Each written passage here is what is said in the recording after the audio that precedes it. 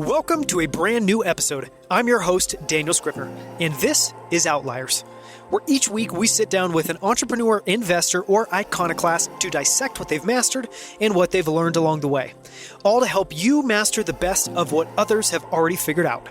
And I'm really excited about today's episode. Let me explain why. Almost every episode of Outliers moving forward will feature an entrepreneur or investor, someone deep in the trenches so we can help you shape the companies and portfolios that you're building. But once a month, we'll have a special Masterclass episode where we'll sit down with an expert who can help us level up and perform at an even higher level. And today we're honored to have Verlyn Klinkenborg on the show as our first Masterclass, which is all about writing simply and clearly. Why writing? Because there are an order of magnitude more brilliant people than brilliant communicators. No matter how smart you are, what you've accomplished, or what you have to share, none of that matters unless you can communicate it clearly and simply. And there's no one on earth better to help us master writing than Verlyn Klinkenborg. He's the author of several short sentences about writing. He teaches creative writing at Yale.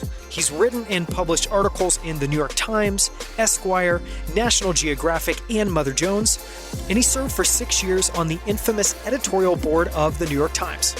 For show notes, including links to everything discussed, as well as the full text transcript, visit outliers.fm. And while you're there, sign up for our free weekly newsletter. The first edition will go out later this week. And with that, please enjoy this conversation with Verlyn Klinkenborg. Verlyn, I have been looking forward to this interview for weeks. Thank you so much for your time and welcome to Outliers. It's a pleasure to be here.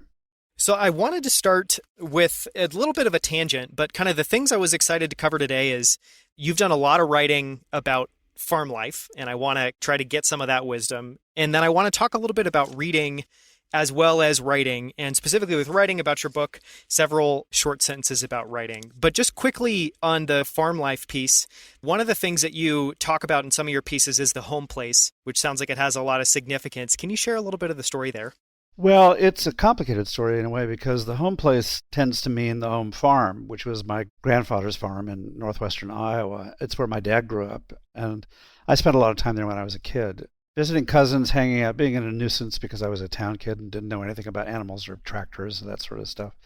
But it's like most of the things that have happened in American agriculture, the home place feels very distant and remote now because the landscape around it has changed so much. The nature of farming has changed immensely since I knew it when I was a kid. So in a sense, that deeply nostalgic sort of sense of the countryside that feels so important when people think about rural America is mythic in a way. It's there for people as old as me, but it's astonishing how radically it changed after about the mid-90s when genetically modified crops came in. So I could say that I'm one of those people who lives in what I've always thought of as a dislocated landscape. I live in the East Coast in the Taconic Range north of New York City, and it's beautiful, absolutely lovely place. But I think I'm much more a Mediterranean personality in a way. So we built a house a couple of years ago that really would just look perfect on the coast of California somewhere. Is that like a lot of glass and wood? A lot of glass and wood, and actually a kind of big courtyard at the center that faces south. So it's like there's a terrarium in the center of the house. There's so little light in so much of the year here that we have to do everything we can to capture it. It's not like Colorado where you can be sort of blasted out of your house, but the sun's shining down. Oh yeah, the intensity of the sun in Colorado, I think takes a lot of people by surprise. And you live on, if I have my facts correct, you live on a farm in upstate New York. Can you talk a little bit about that farm?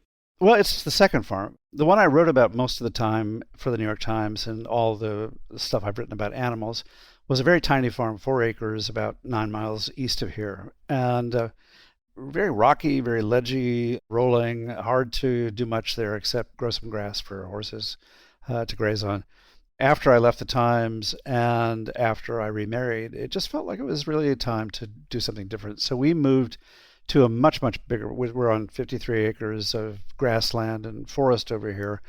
And we run it really more as a bird and butterfly preserve than anything else. We don't have animals. The soil is heavy clay and it would require a lot of fencing. And I spent 20 years with pigs and chickens and horses and I loved every minute of it, but also it's nice to be able to take a break from it too. Yeah, it's a tremendous amount of work to keep up, especially something like 50 plus acres. So on the farm that you used to have, how many animals would you have there typically and what kinds of animals? Pretty steadily, there were 3 horses. quarter horses, and the number of chickens depended on the number of predators. So at our peak, it was probably 24. And every summer for about 6 summers, I would have a couple of pigs that would come in May, early June at about 30 pounds and leave, metaphorically, at about 280 pounds in September, October. And it was a chance to get to know something that my cousins all knew, which is what's the life cycle of a farm animal? What does it mean to actually eat the meat that you've produced? What is it actually like to eat meat where you know everything the animal has ingested and you've been responsible for its welfare? It was a lovely experience, I have to say. Just that last point you were making there, that definitely seems profound to me. I will eat pork, I'll eat bacon, I'll have an occasional burger. And it's always struck me that clearly in most of America, we are so detached from the process of what it was like to raise these animals and where they spent their time. What is it like when you actually helped raise that animal? Like, what do you take away from that experience? It's especially weird because you get to know each animal quite individually, even the chickens, which most people think of as not being quite that separate as animals in a way. And you become fond of them naturally. And the pigs, it was important to build a friendship with them because it's hard to be in a pen with a 250-pound animal. It's very rambunctious and very powerful if it doesn't trust you and know you. So there was always a really tremendous emotional shock, of course, when it was time to butcher them. And we did it on the farm. We had a guy who was very skilled come to the farm, and people don't like it when I talk about it, but they killed the pigs right there where they had lived, so they never got hauled anywhere. They never had a moment of tension before that. And the coarse cutting, the basic butchering was done there, and then they were taken off to be finished cut elsewhere. But, it meant that they lived lives with as little stress as a pig could have. And if you've seen pigs in the stress, you know that it's not something you ever want to see again. So it was really very much for their welfare. And the only reason we stopped doing it, was because at first, it was just hard to find anybody doing anything like this up here in the Hudson Valley. And suddenly, over the last 20 years, we're surrounded now by little farms where you can go out and buy pasture-raised pork and locally raised chickens and all that sort of stuff. This has always been a sort of farm-to-table neighborhood in a way, but it's really expanded so much over the last 15 or 20 years. It's just unreal. I'm guessing part of that, too, is there would be an extra element of gratitude because you know so much more about the animal. Like, did it affect at all what it was like to eat that animal? It's funny because I've often thought about writing an essay about this. When a horse dies, it's always a tragedy. I mean, it's just a terribly sad, horrible thing. And when a pig dies, it's tragic too, until the butchering gets to a certain point, and then it becomes a comedy because suddenly there's all this food, and the winter is fat, and there's sausage being made, and there's all sorts of stuff going on that really changes your sense of the beneficence of the pig, essentially, what they're giving to you in a way. The part I regret about it is that I don't live in a culture that actually understands the ceremonial nature of this. If you live in the South, if you live in South Carolina, Georgia, North Carolina, there are plenty of places where a pig butchering is a communal, collective event. And if you live in villages in France, John Berger has a wonderful essay about this, what it's like when a rural French village comes together to butcher a pig. And what we don't see is that everyone is involved and that everything that's going to be made out of that pig is made in that one day. In the morning, there is no pig, or there is a pig. In the afternoon, there is no pig. But there's sausage, and there's bacon, and there's all this stuff that's being salted and stuff in the freezer. And with it, there's this tremendous sense of community, which the pig has participated in. I had no idea about some of those communal gatherings. I need to look up that that essay. I want to ask 2 more questions as it relates to kind of just your experience. Part of it, I'm sure, is shaped by growing up with a kind of a deep sense of, place on a farm. And then obviously spending time there throughout your life. But I guess one of those is just, what do you think it is? So clearly much of your writing has revolved around observations of life on a farm. And I think that 1, that's typically not something that's covered. And 2, I find a lot of those essays and observations just really moving and really connecting. What struck you about it and made you want to write about it, made you fascinated with it? When I first left New York to come up here to live 30 years ago now, it wasn't about farming at all. It was really just, I wanted to live in a place, if time was going to pass in my life, as inevitably it would, I wanted to watch it filtered through nature. I didn't want to be in a city where I knew the years were passing just because the buildings got torn down, the restaurants that opened and closed, that sort of thing. I wanted to watch the seasonal changes taking place around me. And once I got up here, it was like, oh, wait a minute, we've got a place that's perfect for raising some chickens. And wait a minute, what about some pigs? And in a way, for my farming cousins, it was always kind of a joke because I'd come east, I got a PhD, I was this, I taught at Harvard, wrote at the New York Times, all this stuff, and yet I was raising pigs just like they did. And they thought it was absurd. Why would you raise a pig when you can go out and buy pork? But for me, it was just another way of connecting to the land. And also, the more important thing for me was that part of what made it happen was that I'd begun to get really, really involved in the horse world. And when I say the horse world, I mean Wyoming, Colorado, Montana. I don't mean Eastern. I spent a good part of the 90s every summer going to horse training clinics with people like Buck Brannaman and Ray Hunt and some of the great, great horsemen on the planet. And I just began to understand that there was a world of awareness in animals that I had never paid attention to. So living with these animals on my own small place was a way of essentially getting another education, a different kind of education than the one I'd been given. I love that. And part of my curiosity there is, we somewhat similarly, my wife and I spent about 10 years in San Francisco. We moved to Colorado 5 years ago, and we live pretty remotely about 30 minutes outside of Boulder, Colorado. And it was very intentional choice to be more in nature. And things are harder. Things are not any easier living remotely. We have to plow all the time. There's always stuff breaking down. There's large wild animals. But I have learned a tremendous amount, a lot of it just through osmosis of being more in nature. So I'm curious, what do you feel like you've gained and taken away from that relationship and that experience? Well, the first thing was to understand how limited my own perceptions were, in a sense, how much more aware of the world around them the animals I was among really tended to be.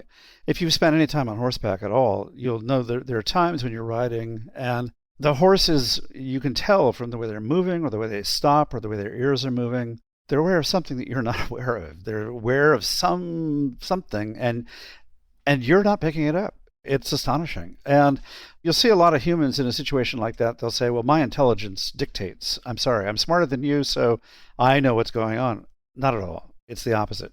And I found that particularly true. One example of this was I had some pet heritage turkeys that I was raising just for the fun of it. And they made this weird gurgling kind of electronic noise when they were alarmed. It's really a very interesting and quite beautiful sound. And I remember going out in the pasture one day with them, and they were making a sound, and I could not figure out what on earth they were responding to. And I finally saw up in the sky, literally at the limit of my vision, a hawk that was circling. And they were aware of it, alarmed by it. To them, it was visually present, right close to them in a way. And for me, it was just as far away as it could possibly be. You can't go through the experience of having the animals around you say, you may think you're smarter than we are, but we're paying attention, okay? That's a transformative experience. And to surrender to that, to actually say, okay, all right, that's true probably, so show me what you're seeing. That's really been my experience ever since I moved up here. It's a wonderful observation to piggyback on that. It's like maybe our general level of intelligence is higher, but it feels like we've just gotten so far away from understanding our instincts and being in touch with just more of our ancestral kind of wisdom. And as my friend Buck Brannaman, the horse trainer, would say, it all depends on who's giving the test. Who's smarter? Well, it depends on who's writing the intelligence test. We would fail in the horse's terms and the horse would fail in our terms. But if we actually figure out how to depend upon each other, something else happens. Yeah, no, that's a wonderful idea. So now I'm guessing, obviously, the farm sounds lower maintenance. But in your previous world, there's a lot of work involved in having animals. So did you learn and take anything away from just all of the hard work involved in caring for those? It's something I didn't actually realize until we moved to this place where the chores are really hardly any comparatively. We had 14 inches of fresh snow last night. That would normally mean that I would be out checking fences, making sure the water was running, making sure the chicken water was fresh, feeding hauling hay to the horses. Just basically, I would be forced to be out in it. And there's a way in which my relationship with the outdoors world has become more optional. When I was living with those animals, there was no choice involved. I had to be out twice a day, every day at least, never mind the maintenance aspect of it. So for me, a lot of it was actually learning how good you get at fixing things, how good you get at improvising in a way when there are problems. And you also realize how mysterious things like electricity and water are to people who've never lived in a way where they have to make sure the power is running and the water is running. It's very hard to have someone come house sit a place like that, because you have to say to them, look, it's absolutely critical that the water is running smoothly and perfectly all winter long. And for example, if you leave a hose on the yard hydrant, it's going to freeze solid. That's all there is to it. You have to remove the hose every time. I mean, basic stuff like that. So that all it becomes part of your system, essentially. Yeah, it's like that house sitting is no longer a vacation, and it is literally a job to come and house sit. And also, for the person who's leaving, it's a source of constant worry, because it's like, is the water okay? Is the power on? Have you checked everything? So thank you so much for indulging me and talking a little bit about that. I want to change courses and talk a little bit about reading, and then we'll move on to writing. But one of the things that struck me as I was doing research for this interview is, I forget where, but I think it was in one of your opinion pieces, you talk about reading 800 books in a year, which for me was just like, oh my God, I didn't know you could physically get through that many number of books, and it kind of puts my yearly, reading to shame. How many books do you read a year, and do you have a system for reading? Gosh, I hope I didn't say that. That sounds really awful. I mean, first of all, I'm not sure if it's accurate. And second of all, it sounds like I'm boasting. It's really episodic. For example, in this year, the pandemic year, like a lot of people in March and April and early May, I found it almost impossible to read. The way I got myself started reading again was going back and doing things like rereading Jane Austen. Something very familiar, something that, novels that I love, essentially reminding you that there is another world, another past, in a sense. And all I can say is that when I'm sort of project-driven, when I'm working on a piece, the reading tends to be pretty intense. In a semester like the one I just finished at Yale, it's harder to do that because I'm essentially just keeping up with the students for 13 or 14 weeks. When you get trained as an English literary scholar, as I was, the assumption is you know how to sit still and read for hours and hours and hours. That's how it's always been, really. There are periods where I'm reading, 3 and 4 books a week easily, and there are periods when I'm reading no books a week, depending on what I'm up to. So I'm not worried about the fluctuation at all. I know that there are these phases where sometimes the written word just doesn't actually connect.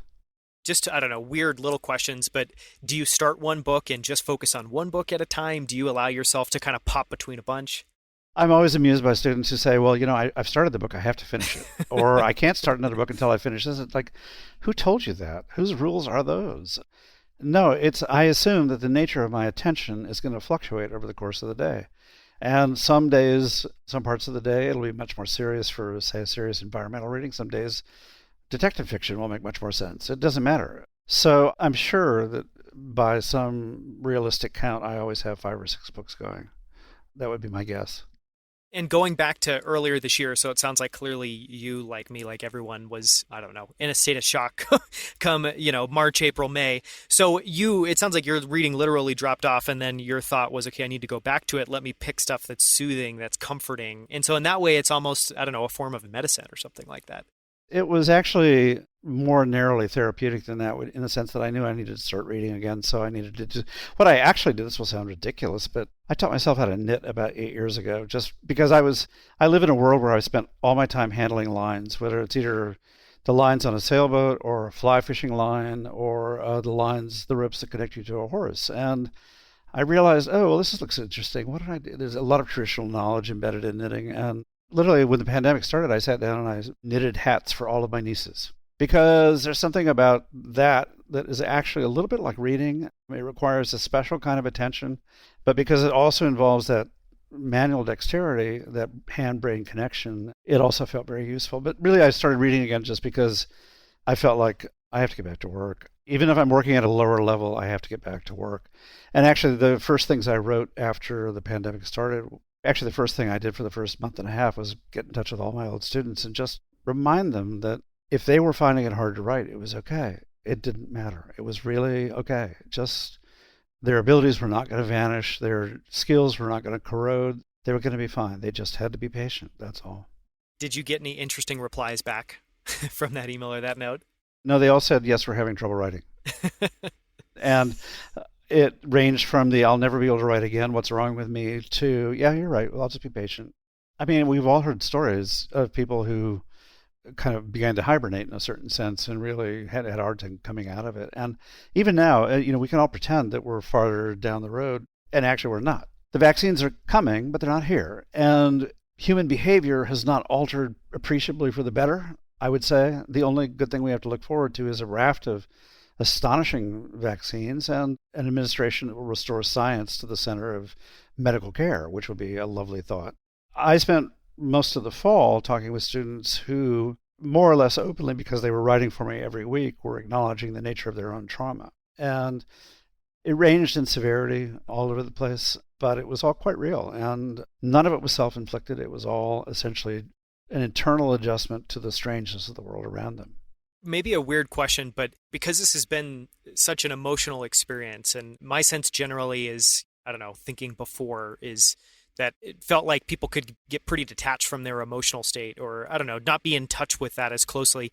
Did you find that for the students that were using this as like a writing prompt or were writing about this, that all the things they were writing were more connecting and more real and deeper? Not necessarily. I think actually the difference was that it was harder for them to leave the first person, harder for them to leave their personal experience. I don't teach people how to write personal essays or anything like memoir. I'm not interested in genre per se. But I do try to push my students after the middle of the semester to let's look at the things that really interest you in the world around you that you'd like to write about. And it was much harder for them to do that this year, I think. It could be, I have no control group to measure it against, so it could just have been the particular complexion of these students. But I think that a lot of them were staying very close to home, very close to questions of personal identity, because risky as that is for young people, it's still a safer place to be than thinking about a global pandemic and the strangeness of this election. Yeah, it's been a weird year for sure. One of your opinion pieces that you wrote for the New York Times that I love and resonates with me a lot is books to have and to hold. And it was basically just kind of a love letter to physical books and why, after trying as you might to embrace kind of digital books, you find yourself gravitating back towards physical books. I would love for you to talk about that for a little bit and just share some of your thoughts there. I also wanted to ask, I know that was written now a few years ago. Has your thinking there changed at all, or are you still... I think what I was doing was honoring the nature of my own education, which was in rare books and ancient manuscripts. So when I was just finishing graduate school, I was a curatorial assistant at the Pierpont Morgan Library in New York, which is an amazing collection of rare books and drawings and ancient manuscripts. Behind my desk, there would be the letters of Jane Austen, her own, the actual letters themselves. So I was used to handling these physical objects that were just filled with history, filled with the actual living presence of the author in a certain sense. So it was a way of honoring the continuity of that. No, I read a lot. I read a lot on my iPad. And the thing that astonishes me about reading ebooks is the fact that publishers, I think, still think of them as just kind of a cheap way to distribute a book. And they've done nothing, almost nothing, with the sort of possibilities. It just drives me out of my mind. It's different if you read graphic novels, for example. They're pretty good about that. They really have a sensibility of how the panels move. But it amazes me to pick up, for example, an illustrated history book, a history book with good illustrations. You click on the illustration, it grows by about 10%. It's like, we could have the whole page. It's just like, why are we not using the graphic possibilities here? I don't understand that at all. And I would add one other thing about it, that because the history of the physical texts, the actual books, tells us something about the nature of the author's intentions as various editions were published. Part of the work of a really skillful historical textual editor is trying to decipher what those editions tell us. You get into the realm of electronic publishing and chaos erupts. We have no idea what's what. We don't know what's based on what. There are exceptions, of course, lots of them. But in terms of actual book and reading technology, it's obviously a step forward in terms of immediate accessibility, but it's a step backward in terms of the actual cultural properties embedded in the book. There were a few things you said in that really resonated with me. And I think one is that reading is ephemeral in nature, in that when you read digitally, once you're done, it's just kind of gone. And one of the complaints in my house, and it was true growing up, I grew up in a house where most of the house was filled with bookshelves and bookcases, and that just was a normal, natural thing. And so now, at our house, we've got books all over the place, and I think probably my wife's top complaint is that I just have too many physical books. But my rationale for that, which is, I think, part of my bias for why I like that piece, was that one, I feel an emotional connection to physical books that I don't feel with digital books. But two, I also think that the best books in my mind are like voices, and I want to spend time with those voices and go back to them. And I find that that's really only possible with physical books. The one thing I will say about electronic books that is kind of a magical thing is you have global search. It's astonishing. It's just, honestly, I think about how my education would have been different when I was writing my dissertation. If I had global search to any book I picked up, it would have been just amazing to me. It's one of the things that fascinates me about students, not so much at Yale, but at other places I've taught, that when they read something that they haven't read before, they seem a little reluctant to look up new words, new ideas, things that they haven't heard, which just fascinates me because it has never in the history of humanity been easier to look things up than it is at this point. Why you would not look up absolutely everything you didn't know is a mystery to me. I can't understand it. I had one other question just about, I guess, your approach to reading. And that is, as someone that spent just the majority of your life writing and reading, but doing a lot of writing, do you have different reading modes? Is there a mode where you're reading a book and you're really paying attention to the sentence structure and the tone and the feel, and then a mode where you're just kind of letting it wash over you? They're directly related, which is if the text invites me to pay attention, I will. And if the text invites me to not pay attention, I will do that too. It really depends. It's not so much that I pick up a book and think, oh, well, this is Proust, so I really must pay attention. Or this is Earl Stanley Gardner, so I must not pay attention because it's going to be a light detective novel. It's actually just essentially being in a responsive mode that allows you to detect changes that are taking place, things that are happening in the text that are really worth paying attention to. And most of the time, that's not going to be, those alarms are not going to be set off. But a good example is there's a new book out by a woman named Rebecca Giggs, Giggs, called Fathoms, about whales. She's an Australian science writer. And the opening chapter of that, called Whale Fall, is, I picked it up just thinking, well, this should be good. And halfway through it, this is literature. I have to slow down. Every metaphor is working just the way. And suddenly, my entire manner of reading changed as a result. But it's not up to me to say how I read. It's up to the book to tell me how to read. Yeah, I need to go check out that book and definitely need to tell my wife about it. Is there any other, maybe more classical example of a book that you just love? The metaphors, the sentence structure, I don't know, just examples of things that you also really enjoy or that you really feel drawn to when reading. Well, that's hard to specify because so much of the literature I was raised on does that, whether it's the essays of Charles Lamb or the poetry of John Milton. The whole idea of my education, almost accidentally, was just to be as immersive and historically deep as I could be. So one of the things I often talk to my students about is that they're very good at reading in a very thin band across time, right at the present. Okay, so you've read a lot of the good stuff that was published in the last 3 years, but what about the places our language actually comes from? So for me, going back to those earlier sources is really an important thing. A good example, and a kind of arcane example, is a writer named William Cobbett, Cobbett, who was an early 19th century agricultural reformer. He lived in America for a while. He was a printer in Philadelphia in the generation after Benjamin Franklin, for example, and came back to England and is the rare example of somebody who grew more and more radical as he got older. And for years, almost 30 years, he ran the only non-politically aligned newspaper in England. And his prose from that time is as readable today as it was then. He wrote a book called Cottage Economy in 1820, which was designed to teach people how to brew beer and bake bread and raise pigs, things that their grandparents knew, but they might have forgotten. The prose is staggeringly simple and direct and plain and very moving in a way. And those are the kinds of things I'm always looking for. Yeah, it's like a timeless writing style or something that clearly speaks just as well to you in the present as it did back in the early 1800s. We'll focus now kind of primarily around writing. Just to share a little bit of the backstory, I mean, one of the reasons I was so excited to have you on the show is I never enjoyed being taught writing growing up. I really enjoyed reading, but I didn't really enjoy just the formal structure of that. And so when I read your book and I came across this, I think in 2017, several short sentences about writing, it just really connected with me because here's somebody who's done a lot of writing professionally that teaches writing that's saying that the way that we're taught writing is completely broken. And it feels like, just reading that book, it comes across like you were on a mission when you wrote that book. Can you share a little bit of like the origin story or backstory of what led you to write that? It's based on my own transition out of academics because in the early 1980s, I was teaching 18th century literature and English literature at Fordham University. And my first book came out in 86. It actually starts at about 82. I realized I didn't know how to write for a general public. All I knew how to do was write academic prose.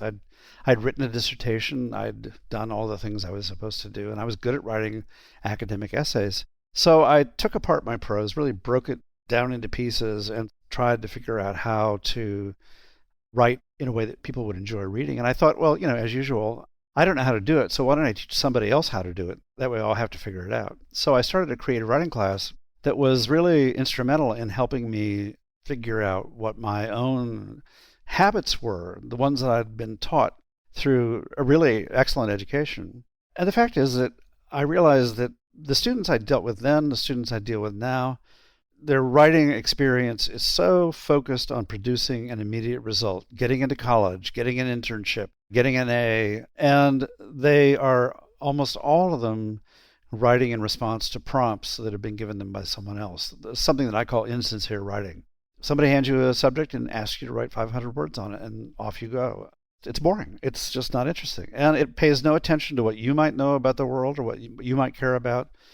So I found actually that the more I understood the difference between the academic writing I'd been taught to do and the way I wanted to write, the clearer the separation seemed. So what I do now is essentially help students escape from their education. That's my enterprise every year. And it's always fun because they escape quite readily. They all know that what they're making in their classes is an artificial product that doesn't actually have any particular interest for anyone except them and the professor. So they move with real speed and alacrity toward a new way of writing. And what I have to do is actually take them back in time. Let's go back to a place where you're able to make very short sentences, simple sentences. Because if you think about the way we're taught to write in this country, the assumption is the longer the sentence is, the smarter you are. As you grow older, you begin to emulate the sound of your professors more and more and more. But what if your professors can't actually write, which most of them can't? What if most of them are afraid of writing, which most of them are? Well, you're in this terrible bind where you're essentially looking for a model, but you can't find it in the world you want to be entering. So what I'm really trying to do is create this sort of radical cell that slowly sends young writers out into their various professions with a little more skill, a little more linguistic aplomb, slowly start changing the language so that it's more responsive to all these things that are going on in the students' own minds. And what really lay at the root of it, too, was realizing that basically students are taught, you have to be taught this, they're taught that what they notice is not important, that the things they pay attention to really don't matter because they're going to be taught how to handle what other people notice, what other people have written, what other people have said. Well, what if you say to a student, no, actually, what you notice is important, and it's important because you noticed it? What if you pay attention to the pattern of the way you notice the world around you? What if you pay attention to the perceptions that you have and the character of them and trust their validity? Something different happens all of a sudden, and academic prose will just not handle that. So we try to make a livelier, fresher prose that's simpler, but is profoundly rooted in the rhythms of the English language. I love so much of what you just said. And I love the mission that you're on of helping people kind of escape this formal education that's, I don't know, just created this very constrained artificial writing style. But what I also love is you teach creative writing at Yale. So you're both helping people escape from their education, but doing it at one of the best higher education places in the world. Was that a tough sell to anyone at Yale, or was that, I don't know, what was the process? There was a moment when I was getting ready to leave the Times, and I was looking for a place to do some teaching, and it just all sort of fell together. But no, Yale has a very strong creative writing contingent, both on the journalism side, but also on the pure creative writing side. So it's really deeply embedded in what the English department normally does.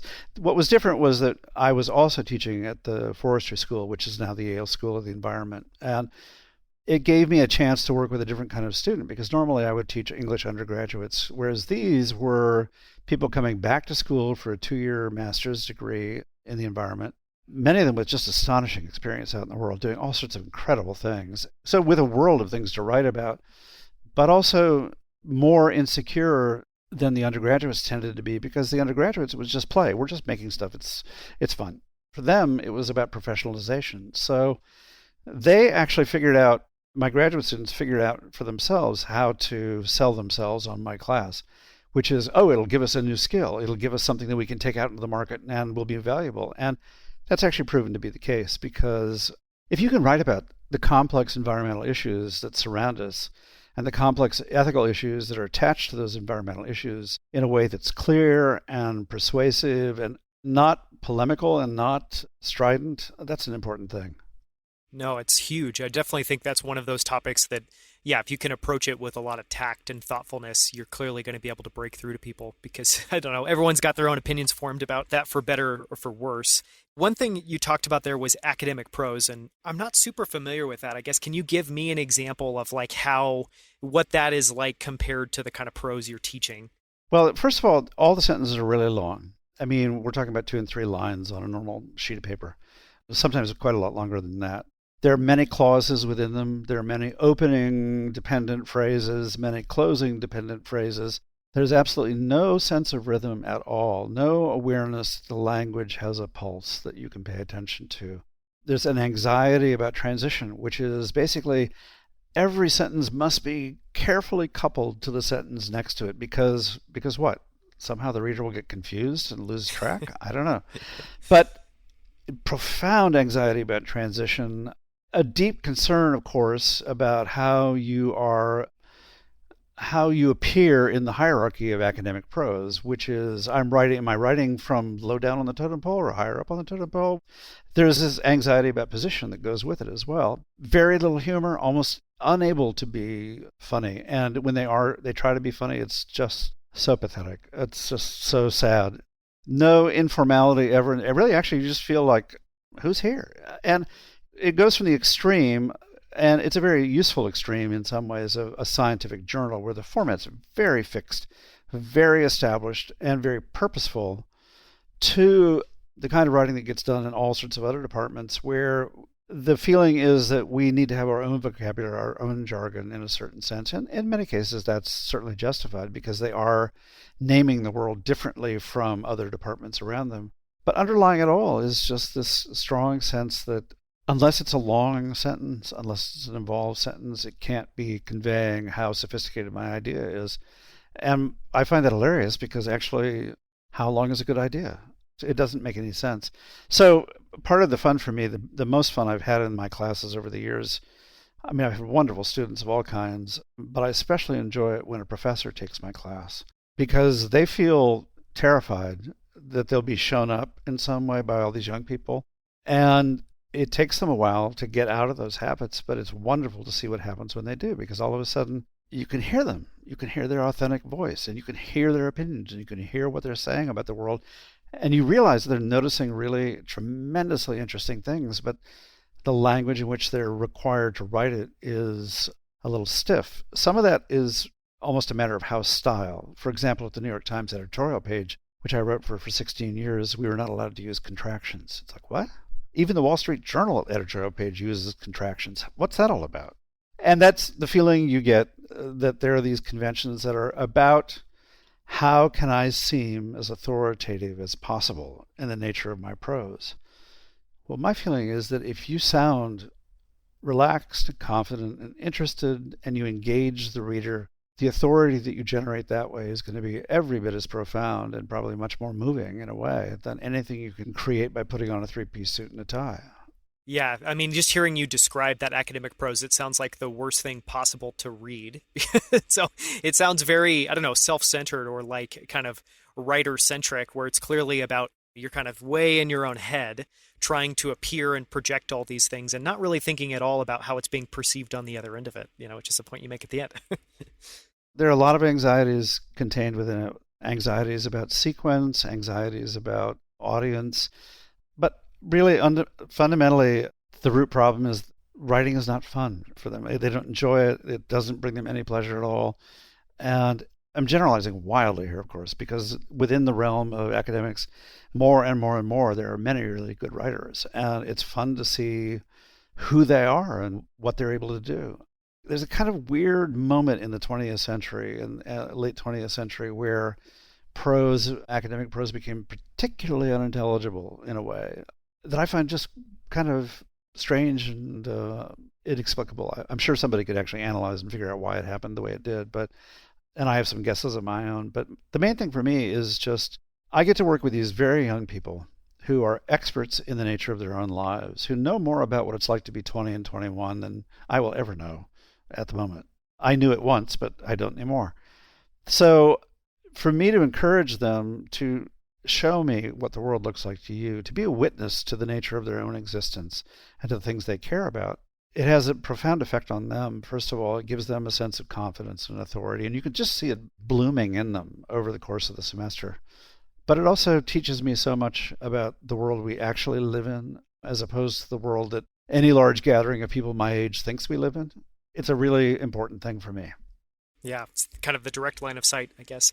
I want to talk about some of my favorite ideas in your book, or some of the favorite kind of principles.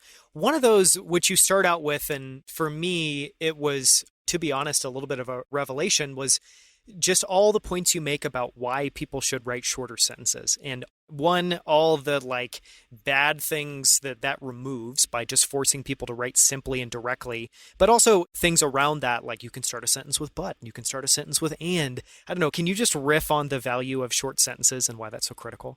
The basic thing is, do you actually know what your sentence is said? And the answer for so many writers is, well, I think so. I'm pretty sure.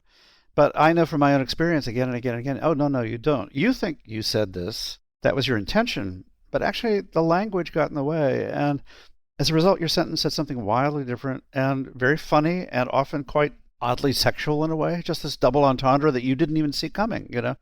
So at the very least, let's go back to a place where you can control the language enough so that you can actually look at the sentence you made and you're pretty sure you know exactly what it says. Well, that's a huge gain right there, because suddenly you've gotten control over something that you didn't have control over. The second thing is that if you write the kind of long prose that people tend to write as they get educated toward a college education and on beyond that, gradually the rhythms diminish and eventually you can't find any rhythm. But when you have short sentences, there are rhythmic possibilities within the short sentence, but also between sentences that are much richer than were available in those longer kind of occluded sentences you were making. The other thing that's really important too is that with short sentences, you can actually feel the space between the sentences. In other words, this sentence could be writing about over here, and this sentence, the next sentence could be 5 miles away. And we don't get lost. We feel completely comfortable with that.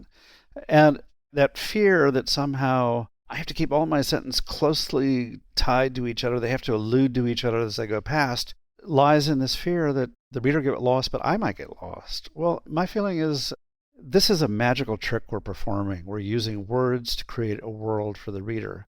So why not use all the magic we have? We can make time move in any direction we want. We can make it stop. We can make it flow backwards. We can do anything we want.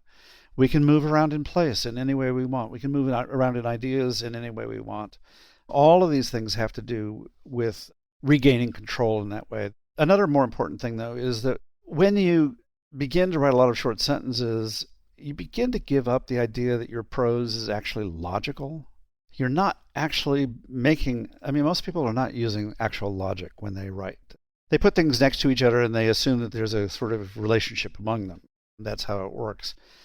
But actually, what we love in reading is the discontinuities as much as the continuities. So there's just all sorts of ways in which you begin to break your idea of how reading works, how good prose works. And you quickly discover, my students will often say, well, are we going to have to write short sentences forever? It's like, absolutely not. No, the goal is just get you back to a place where you can control everything. And now you can start making longer sentences, but don't forget that a longer sentence is just a combination of two really, really good short sentences. You're doing it mainly for reasons of rhythm and perhaps slightly reasons of logic every now and then, but mostly you're just allowing yourself to play in a way that you couldn't in a longer sentence. What I say to students is they write after they've been trained as college writers, getting A's as a junior and senior. They're writing at a level of what I call sustainable confusion, which is the sentences are just on the edge of falling apart, but they just don't quite. Well, that's a very risky way to write. So all I know is that I had to cure myself of my own academic habits by writing short sentences, and it was very effective. Suddenly I realized, it's a really good teaching method too, because everyone passed through that phase. It's embarrassing and weird, and they feel stupid when they make really short sentences, but that's part of the point too. They need to be uncomfortable about what they're making so they can be fully aware of it. I haven't even begun to dissect what all is involved in it, but there's a lot in it that happens experientially that I don't think I can actually really talk about. It just sort of happens quietly within the writer. Yeah, if you ever end up writing the sequel, several more short sentences on writing, I'll be focused on that topic. I will definitely read it. One of the things that I would just love to talk about a little bit more is you've already said multiple times just the word rhythm. And I know that that's in the book several times. And clearly, as someone that reads a lot, there are books where I really enjoy the melodic or the rhythmic qualities of it. But generally, in writing, the rhythm's there, but I don't ever know if it's being used intentionally. So I guess thoughts on, like, for anyone as we're writing, thoughts about how to think about rhythm, how to incorporate that in a more successful way. Sure. Well, I mean, the first thing is to your comment about you don't know whether it's being used intentionally. Well, if your prose is really clear, if you're not making any mistakes, if everything's just the way it should be, if there's a rhythm there, it will be intentional. You can trust that. And it's only in prose where you're just not sure. Is it really working? Is it really not? That becomes problematic.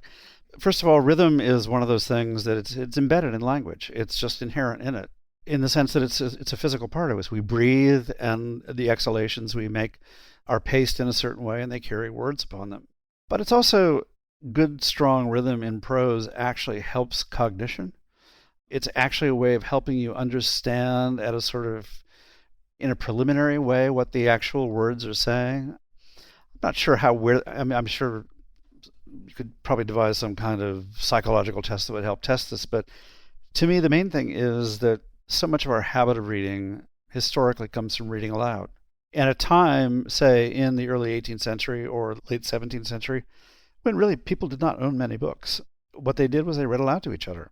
If you got a letter from a family member from across the country, you read it to the whole family aloud. You read Shakespeare aloud at night. And in other words, there was a performative aspect to all of this. And if you go back to the origins of our language, which tend to lie in there are many places, but one of them is the King James Bible of 1611. That is a profound work of rhythmic prose. It's just saturated with rhythm. And to me, it's like saying, well, I can understand this painting as well in black and white as I can in color, but why would you? Why would you actually remove that dimensionality when you can have it as something present in your life? A lot of people don't know how to think about rhythm at all. And my suggestion is always, first of all, anything you pick up to read a couple of paragraphs aloud, just so you can start hearing it. And if you don't read poetry, just pick up a good anthology of poetry. Go to the Poetry Foundation site and just read through it. Find some poems, one you like, that interests you for some reason. It doesn't matter what it means. Read it aloud. Maybe memorize it, because that will help you sort of flex a muscle that you don't use all that often. It will remind you that you can actually write in your head because you can remember things in your head. All of these things have to do with just essentially reawakening a sense that I think we all possess, but have allowed to become kind of latent in a way. Yeah, I love that. And I've definitely heard before is just a kind of a general rule or recommendation for writing to try to read what you've written aloud. It's almost like your brain processes it differently and you notice different qualities about it. Oh, completely. Well, think about it. If you're reading with your eye is very fast. It's able to skip over words, everywhere. But if you're reading with your ear, for me, the best example is some of the best editors I've ever had have been radio editors. I used to do a lot of reading for NPR when I was working at the Times, and their edits were just astonishingly good because they understood that the radio audience can't look back.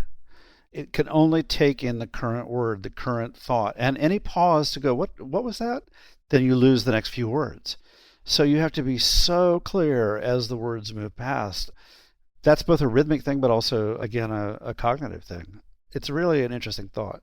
One other point that you make in the book that really hit home for me was this kind of relationship between the way to think about writing is one, kind of the first stage is noticing. So just observing the world around you and then the things that you need to do in order to make that possible in a successful way. And one of those, you talk about this concept of kind of self-authorization, where because you notice something, sure, maybe immediately in your mind, I think for everybody, we go to like, well, but other people won't find this interesting. Oh, this is too niche. Oh, this isn't big enough. Oh, this isn't interesting enough. But just giving yourself that permission. Can you talk about why that's so important and how people get hung up and I guess ways to kind of embrace that or lean into that more? Yeah, there are a lot of ways to get hung up with that. One of them is to believe that if you're a creative person, it all just sort of bubbles up inside you, that somehow your genius floats out of you and everything is just an emission from you. But I think that's a really unhelpful model because it's inaccurate for most people. And second of all, so much of what we learn about how to be creative is based on what we perceive in the world around us. For me, the issue is, if I were talking to any young writer, the issue wouldn't be, would you sit around and wait for inspiration, for something to sort of flow from inside you, or would you just go out and walk down the street and see what you notice? See what leaps out at you. Why are you paying attention to the reflection on the bumper of that car? What is that? Is there something about the way it resembles a fisheye? What's going on there? This gets back, self-authorization is something I talk about primarily when it comes to the question of how to become a writer, because there is no way. There is no single method. And yes, you can go off and get an MFA, and that will authorize you to do certain things that require you to have an MFA to do it, but writing is not one of them. There were no MFAs 50 years ago. Shakespeare did not attend a graduate school to do what he did. It's all been reading and writing all along. So my feeling is that your job is to continually work at your prose, continually be regenerated by the discoveries you make as you write, continually experimenting with the ways you relate your language to the world around you.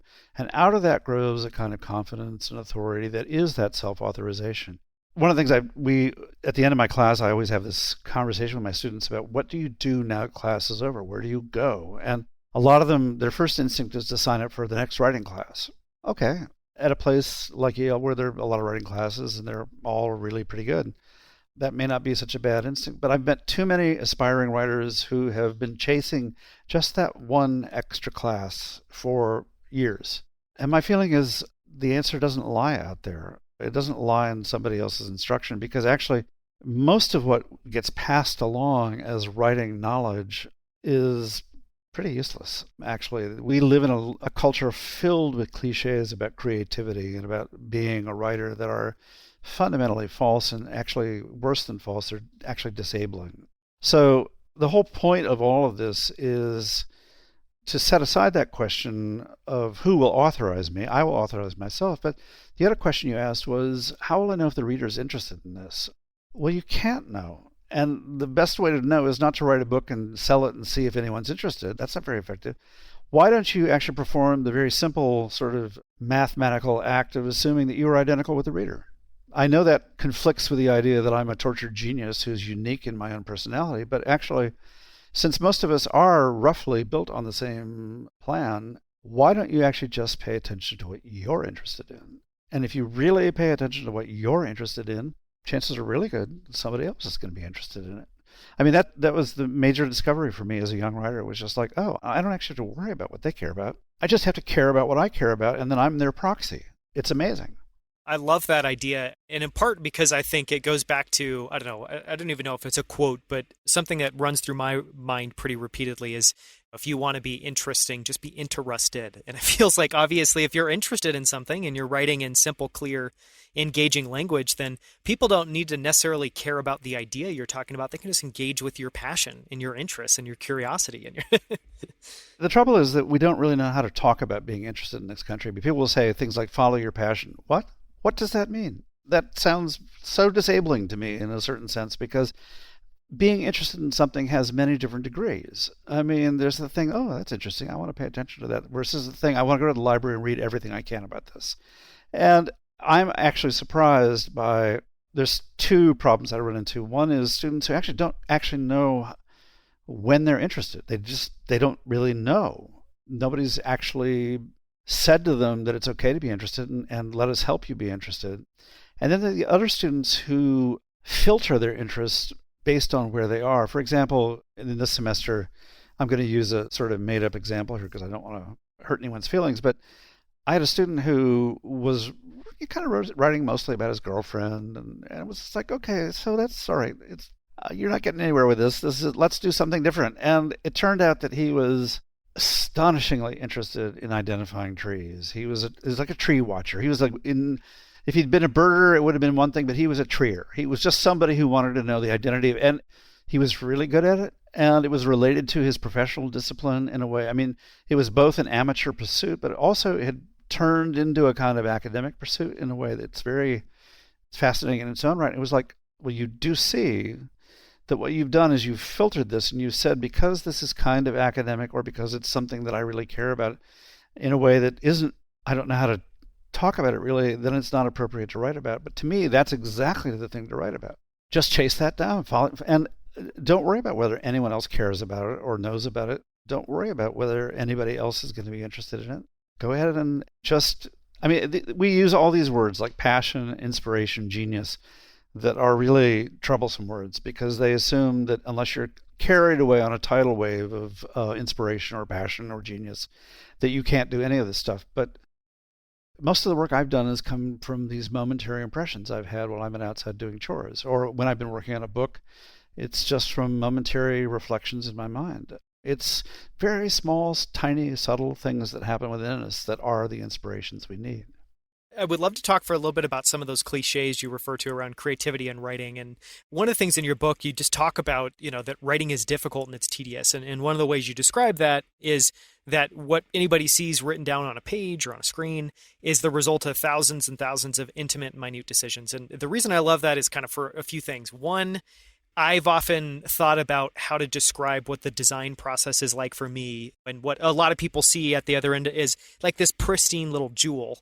But what actually, if you were to try to visualize what it actually was, it would look like a crazy complex decision tree where it's like at each point there was 5, 10, 15 different places you can go. So can you talk a little bit about what the writing process is in reality, and then some of those cliches or just some of the parts of that you hate the most or that you really want to rally against? Yeah, I'll start with the one that's the most problematic, which is the idea of flow, which is, again, it's attached to the mission of a genius. You sit down, you start to write, and it just flows. Well, to me, that means you're plagiarizing. It means you heard it all before somewhere, or you're echoing a pattern you've seen elsewhere. It also means you're not paying attention to your prose, because really, unless you're just amazing, which is pretty rare, it never flows. it never flows. And also, it also assumes that the reader's psychology is directly connected to the writer's psychology. In other words, let's say you're writing a book and you want the book to flow in the reader's mind, to move in that seamless way that we love as readers. Well, you assume that somehow, that psychologically, that means that I have to flow as I'm writing. Absolutely not. Things get pieced together in all the weirdest ways, and the end result, the writer's mind and the reader's mind have no connection except through the language itself. There's no similarity at all. So the other problem with flow is that it's a word like creative that's actually more prejudicial than it is anything else, because students start to think, well, no, it didn't really flow, so it couldn't be that good. It's like, it's so often a student will come in and say, well, this was really hard to write. And I'll read it and it was terrific. It's like, who cares if it was hard to write? The end result was terrific. The idea that you are in some sense setting yourself up to fail by assuming that it must flow. If it doesn't flow, well, that means you're stupid or something, right? Well, why would you create that psychological experiment every day? Oh, it's not flowing today, so something must be wrong with me. If you accept the fact that, I have to look at each word, each sentence, I have to think about rhythm, I have to think about structure, I have to think about the way these sentences work, I have to become very technical about how all this works, and it's really hard work. And I'm going to make thousands and thousands and thousands and thousands of decisions, and ultimately, most of them will have been good ones. But there'll be a lot of ones that were jettisoned along the way, and that's just the nature of the work. If you believe that, and the work is hard, then it's okay. But if you believe that it's easy somehow, and the work is hard, then you're in trouble. And that's where most people end up. They end up in trouble. Yeah, it seems really related to, I listened to an interview recently with Jerry Seinfeld, and his process of, he sits down every single day. He clearly, if you listen to any stand-up comic, they're all trying to do the same thing. They get up on stage, they want to pull off what feels like this effortless magic trick, but behind the scenes is an insane amount of work and revisions and all the things that go into that. But yeah, those two things aren't mutually exclusive. In fact, to pull off that magic trick, you have to go through that kind of process. And what are they thinking about? They're thinking about rhythm and timing. Humor is the hardest thing to write there is, because it's absolutely critical. Timing is absolutely everything. And again, it's one of those things where I love my students, but their main question is, how soon will we be good? And it's like, well, don't be too impatient here. This is actually one of the things you can do for your entire life. And guess what? You get better and better and better and better all your life long, unlike so many other things we can do. So why don't you just relax a little bit and keep working hard and just give yourself a realistic time plan that doesn't say you have to be good tomorrow. Yeah, it seems like that modern, just completely unrealistic idea that everything's a destination and nothing is a process. And in fact, it's the exact opposite. There's no destination. I've had students who are 20 years old ask me, Is it too late for me? It's like, you're out of your mind. One of the things I have to say to them is, look, you may not write. You may leave and do something else for a good chunk of your life, but you can always re-enter at any point in your life. And in fact, the number of people who come back to writing or who become writers late in their lives is huge. Because what are we using? We're using our minds, and that's it. It's always available. I want to ask a couple of closing questions, and one of those is, we've talked about a lot of the ideas that are in several short sentences about writing, which I would highly encourage everybody listening to go and buy. For me, it's definitely a 10 out of 10. It's one of my favorite books. But my guess is that a lot of those ideas show up in your writing course at Yale. So I'm curious if you could just kind of talk about what that writing course looks like as a process, or what that experience is like for a student. Well, they come in and they're all very nervous because, of course, they think everyone around them is a genius, and who are they to be in this class? And so one of the things I try to explain to them is we have a very short weekly requirement. Everybody writes 2 pages a week, just 2 pages, double spaced, so maybe 500 words maximum. And the hard part is, of course, it has to be deathless, perfect prose. And I don't give them anything to write about. I give them no subjects, no exercises, nothing. All they can write about is what they're interested in. And as I say to them, I'm always happy to help you figure out what you're interested in. And if you have an idea, I'm happy to help you figure out how to twist the idea or break the idea apart or turn it around and find a new way to approach it. And if you come to talk to me about this stuff, the first thing I'm going to say to you is, well, tell me all the bad ideas you threw out first. And we'll go through those, and invariably there's a couple of great ideas in there, but they just didn't know how to frame them, essentially. So what we do then is everybody writes trepidatiously. They send their pieces to me on a Google Drive folder, and I carefully line edit every one of them, as much attention as I can give to every word, the placing of every word. And then when we meet in class, what we do is we spend the first hour of class talking about a writer like Joan Didion or John McPhee. We used a lot of wonderful people this year. Tressie McMillan Cottom, for example. I don't know if you know her book, Thick, but we used part of that. It was just astonishing, really lots of fun, and radical in a way. But my question about that reading is always, well, what do you notice? It's not, what does it mean? What's the writer's intention? It's just, show me some words that interest you, or show me some moments in the sentences that, let's stay right down on the ground level and look at what's happening there. Then I hand them a list of sentences. Each one is terrible, and they come from their pieces.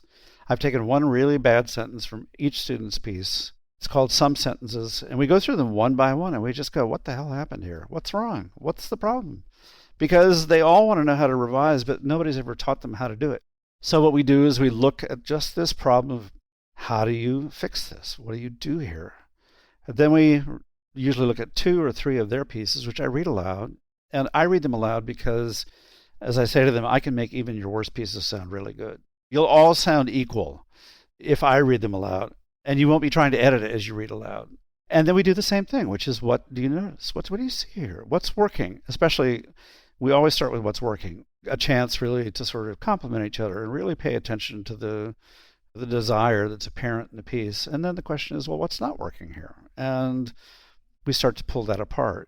The one big difference between this pandemic year and all other years is that we spent a lot more time on the what's working side, because people really just wanted to support each other. They really wanted to really hold each other's writing up and honor them for what they were being honest about, or confessing, or telling us, showing us to pay attention to. But that's really the gist of it. And a couple of things happen. One of the main things is, I'm not really teaching these students how to write. I'm teaching them how to read. So they become much, much more sophisticated readers of other people's prose in the course of the semester. And we do work on a lot. I never use my book as a textbook, because what would be the point of that? In fact, I say to them, don't buy the book until the semester's over if you want to, because it's better as a kind of aide-memoire than it is as a guide to what we'll be doing. And since I wrote the book, we've found many, many other ways to talk about all these problems that don't appear in the book itself. But really what happens is that we build a community of very supportive writers who are really eager to listen to each other, really eager to help each other out. And just the knowledge that I will read them with affection and great care, and that so will their colleagues, liberates them, frees them up to feel like they can begin to speak out in a way that's more confident and more outspoken than it might ordinarily have been the case. Yeah, they can no longer write from a place of fear, or they get to kind of lean into it. That's the thing. Why? What is there to be afraid of here? And I think that's the biggest thing that happens in the course of our semester is that one of my students said, I got to the end of the semester and a professor of mine invited me to join her on a writing project that I would normally have said, oh my God, no, absolutely not. And I said yes immediately. I was just ready to go. And to me, that's a huge thing to have happen. The point here is it wasn't that I taught her how to do that. It was the clearer nature of her own prose, the recognition of her own mind that taught her how to do that. It was her own hard work that taught her how to do that, which is really the lovely part of this class. Sounds incredible. I mean, even just hearing you, I thought I was going to get something interesting from that answer, but there were a ton of great ideas there. And what I love is, it seems like so much of your perspective or the way you approach it is really about staying on that ground level, noticing and being direct and making sure, one, that there's no place to hide, because it feels like a lot of writing, as you talked about, when you get into long sentences, it's unclear what you're saying. It's almost like you're hiding behind the words, and instead it's just communicate simply and directly. And let's practice that. Let's look at individual sentences and figure out how to tweak them. And yeah. And not get lost in abstraction, not get lost in theory, not be anxious about intention, but just talk about what's there.